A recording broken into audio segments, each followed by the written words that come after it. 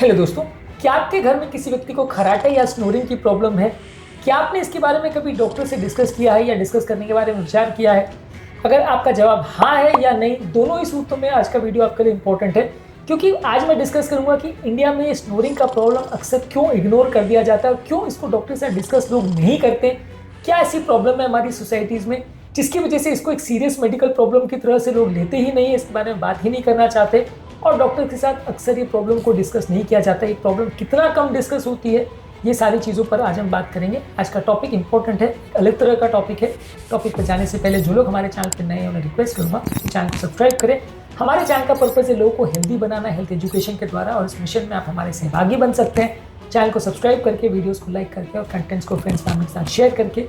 यदि हमारा कंटेंट आपको अच्छा लगता है तो इसको अपने फ्रेंड्स फैमिली के साथ जरूर शेयर करें और नोटिफिकेशन बेल प्रेस करें। टॉपिक एंड तक यदि आप हमारे साथ बने रहते हैं तो हमारी ओपीडी की कुछ इंटरेस्टिंग बातें, कुछ अच्छी अनकही अनसुनी बातें, कुछ एक्सपीरियंस के पॉइंट्स, कुछ प्रैक्टिकल यूटिलिटी की बातें, कुछ साइंटिफिक फैक्ट्स और स्टडीज़ आपको बताऊंगा। तो बने रहिए हमारे साथ एंड तक। चलिए शुरू करते हैं।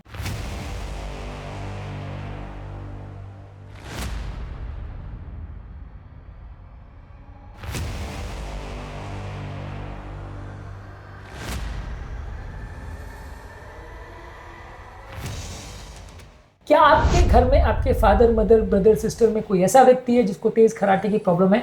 और क्या आपने कभी इस प्रॉब्लम के बारे में डॉक्टर से डिस्कस किया है, परिवार में डिस्कस किया है, या उसे कम करने के लिए कोई थेरेपी लिया है?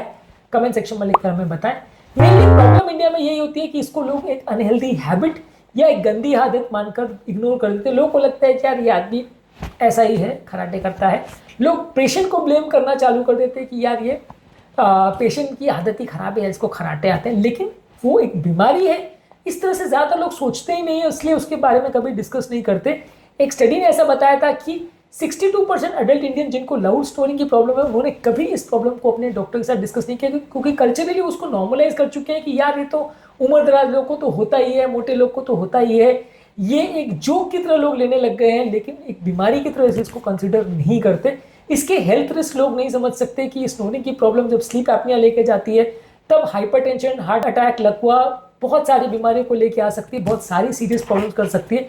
बहुत सारे मेरे पेशेंट जिनको मोटापे का सीवियर प्रॉब्लम है और स्नोरिंग की प्रॉब्लम है, वो बहुत सारी बातें बताने के बाद तब फाइनली हम पूछते हैं, उसके बाद ही वो बताते हैं कि उनको स्नोरिंग का प्रॉब्लम है। लेकिन अक्सर अब सामने से वो बता रहे हो स्नोरिंग की प्रॉब्लम है, ऐसा यूजली शायद ही कभी किसी केस में देखने को मिलता है। अनलेस वो प्रॉब्लम बहुत ही ज़्यादा सीवियर और पार्टनर को बहुत तकलीफ आ रही है, तभी बात करते हैं वो डॉक्टर से, नहीं तो नहीं करते। कई बार इसके लिए जो टेस्ट आता है पॉलीसोनोग्राफी, थोड़ा कॉस्टली आता है और इजीली अवेलेबल नहीं है, इसलिए अक्सर लोग इग्नोर करते हैं।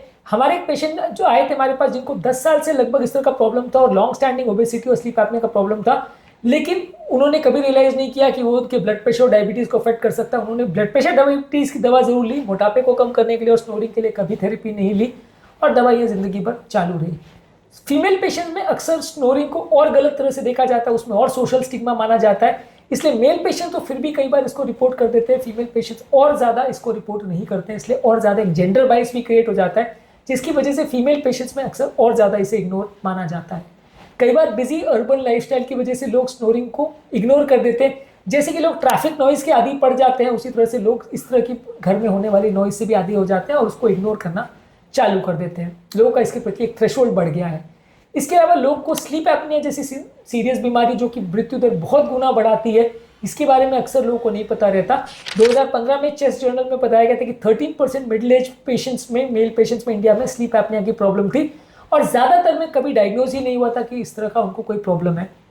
ज़्यादातर स्नोरिंग को एक सिंपल वेट गेन या एजिंग रिलेटेड इशू मान के एक मेडिकल प्रॉब्लम नहीं माना जाता और अक्सर इग्नोर कर दिया जाता है। ये प्रॉब्लम रूरल एरियाज में और ज़्यादा देखी जाती है, क्योंकि वहाँ पर लोगों को स्लीप एपनिया के बारे में नहीं पता रहता है। लोग कई बार बहुत सारी बीमारियों का थेरेपी लेते हैं, लेकिन बहुत सारी चीज़ों का जिससे मोटापे का रिलेशन होता है वो अक्सर इग्नोर हो जाती है, जिसकी वजह से लोगों को ये बीमारी और ज़्यादा अंडर डायग्नोज मिलती है रूरल एरियाज में। एक स्टडी में अमेरिकन जर्नल ऑफ कार्डियोलॉजी में बताया गया था कि स्नोरिंग 27% कार्डियोवैस्कुलर इवेंट्स यानी हार्ट अटैक, लकवे का रिस्क को बढ़ाता है, लेकिन अक्सर फिर भी इसको रिस्क फैक्टर्स में ज़्यादातर लोग नहीं मानते हैं। इसके अलावा जहाँ तक मैंने फीमेल पेशेंट्स की बात करी थी, 50% लगभग अंडर डायग्नोसिस होता है स्लीप एपनिया की प्रॉब्लम फीमेल में, ऐसा भी एक स्टडी ने बताया था। बहुत सारे लोग इनफैक्ट जो स्लीप एपनिया की वजह से दिन भर बैठे बैठे सोने की जो आदत होती है, कि बैठे बैठे काम करते करते व्यक्ति को नींद आ जाती है, जिसको डे टाइम हाइपर सोमनोलेंस बोलते हैं, इसको भी लोग इग्नोर करते हैं और इसको भी एज रिलेटेड या गंदी आदत मान के लोग इग्नोर कर देते, तो इसके बारे में भी, हालांकि ये बहुत सीरियस हेल्थ प्रॉब्लम है, कभी डॉक्टर के साथ बात नहीं करते। कई बार लोग को ये बहुत एम्बैरेसिंग भी लगता है, इसकी वजह से भी लोग डॉक्टर के साथ इसको डिस्कस नहीं करते। डायबिटीज, मेटाबॉलिक सिंड्रोम, डिप्रेशन, बहुत सारी बीमारियों के साथ इसका क्लियर कट एसोसिएशन है, पर लोगों की इग्नोर करने की आदतों की वजह से लोग बीपी, शुगर, कोलेस्ट्रॉल पर ज़्यादा फोकस करते हैं। डॉक्टर्स भी इस बारे में बात नहीं करते, इसलिए बीमारी के बारे में लैक ऑफ अवेयरनेस की वजह से इग्नोर हो जाती है। स्लीप एपनिया का थेरेपी भी अक्सर बहुत मुश्किल आता है। बहुत सारे लोगों को स्लीप एपनिया के लिए लाइफ टाइम बाईपैप मशीन का या सीपैप मशीन का प्रयोग करना पड़ता है, जिसको कई लोग अफोर्ड भी नहीं कर पाते। ज़्यादा क्लियर कट थेरेपी नहीं है, इसलिए डॉक्टर्स भी इस बारे में बात नहीं करते, पेशेंट्स भी इस बारे में बात नहीं करते, और कोई थेरेपी के बारे में डिस्कशन ही यूजली नहीं होती है। रिसेंट ईयर्स में इंडिया में बढ़ने वाले ओबेसिटी ट्रेंड्स की वजह से ये प्रॉब्लम पहले से बढ़ी है। लोगों की लाइफस्टाइल चेंजेस की वजह से भी स्लीप एपनिया की प्रॉब्लम बढ़ी है, लेकिन फिर भी ये बीमारी ज़्यादातर डिस्कस नहीं होती। बहुत सारे लोग इस बारे में अंडर डायग्नोज ही रह जाते हैं। बहुत सारे लोग सीवियर स्लीप एपनिया से पीड़ित भी होते हैं, फिर भी अनडायग्नोज हो जाते हैं। माइनर स्लीप एपनिया की तो आप बात ही छोड़ दीजिए। क्या आपके परिवार में किसी को स्लीप एपनिया का या स्नोरिंग का प्रॉब्लम है? कमेंट सेक्शन में लिखकर हमें बताएं। इस मामले में हमारा फाइनल वर्डिक्ट ये है कि अगर आपके परिवार में अगर किसी को इसका प्रॉब्लम है तो जरूर डॉक्टर के साथ डिस्कस करें। बहुत सारी बीमारियां इससे रिलेटेड होती हैं, और जब आप डॉक्टर के साथ डिस्कस करेंगे तो स्नोरिंग को कम करने की टिप्स पर, वजन को कम करने की टिप्स पर यदि आप बात करेंगे तो बीमारी को सॉर्ट आउट किया जा सकता है। इसे इग्नोर ना करें, बाकी बीमारियों की तरह इसे भी एक सीरियस बीमारी का इंडिकेटर माने और इस पर वर्क करना चालू करें। ये बीमारी भी क्यूरेबल है, सही तरह से मैनेज किया जाए तो आज से अगर आप अपनी फैमिली को हेल्दी और सेफ बनाना चाहते हैं तो परिवार के किसी व्यक्ति की आदत को इग्नोर ना करें, स्नोरिंग को इग्नोर ना करें, इसको डॉक्टर के साथ जरूर डिस्कस करें। उम्मीद करूंगा कि आज के टॉपिक में कुछ नई बातें जानने को मिली होगी। स्टोरिंग के संबंध में हमारे चैनल पर ऑलरेडी बहुत सारे वीडियोस किए हैं, स्लीप एपनिया पर बहुत सारे वीडियोस किए हैं। ये सारे वीडियोस आपकी काफ़ी मदद करें, इनको जरूर चेकआउट करें। टॉपिक एंड करने से पहले जो लोग हमारे चैनल पर नए हैं उन्हें रिक्वेस्ट करूंगा कि चैनल को सब्सक्राइब करें।